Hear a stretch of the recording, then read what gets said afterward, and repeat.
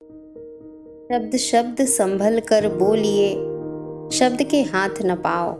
एक शब्द में है औषधि, एक शब्द करे घाव। किसी व्यक्ति का गुण हो या दुर्गुण बहुत देर तक छिपा नहीं रहता। उसके मुंह से निकले बोल उसकी सारी हकीकत बयां कर देते हैं। शब्दों का भी तापमान होता है, ये सुकून भी देते हैं और जला भी देते हैं। शब्द से खुशी, शब्द से गम, शब्द से पीड़ा, शब्द ही मरहम।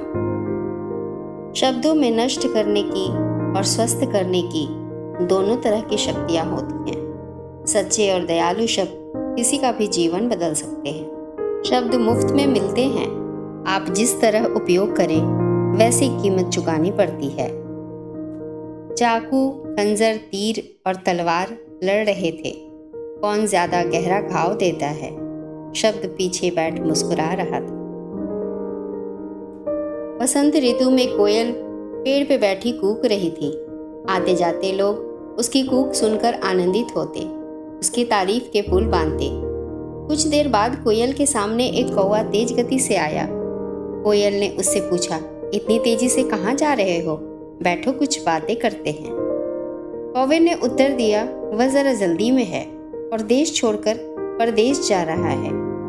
कोयल ने इसका कारण पूछा तो कौवा बोला, यहाँ के लोग बहुत खराब हैं, सब तुम्हें ही चाहते हैं, सभी तुम्हारा ही आदर करते हैं। मुझे तो कोई देखना भी नहीं चाहता, यहाँ तक कि मैं किसी की मुंडेर पर बैठता हूँ तो मुझे पत्थर मारकर भगा दिया जाता है। जहाँ मेरा अपमान हो वहाँ मैं रहना नहीं चाहता।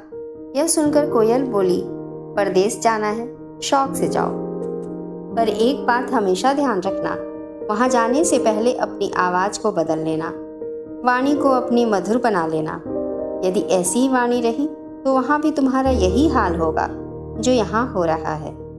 संसार जो है, जैसा भी है, उसे बदला नहीं जा सकता, लेकिन हम अपनी दृष्टि और वाणी तो बदल ही सकते हैं।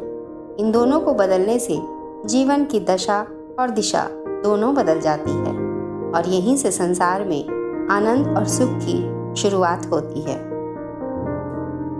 वाणी में अजीब सी शक्ति होती है। कड़वा बोलने वाले का शहद भी नहीं बिकता और मीठा बोलने वाले की मिर्ची भी बिक जाती है। भगवान ने हमें एक मुंह और दो कान दिए हैं, जिसका मतलब है हम अगर एक बात बोलें तो कम से कम दो बात सुने भी।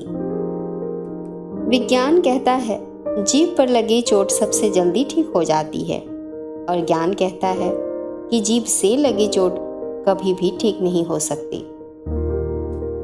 हमारी वाणी दूसरों के साथ खुद को भी सुख और दुख पहुंचाने का बहुत बड़ा माध्यम बनती है, इसलिए हमें हमेशा सोच समझकर ही बोलना चाहिए। मिलते हैं अगली वीडियो में। नमस्कार।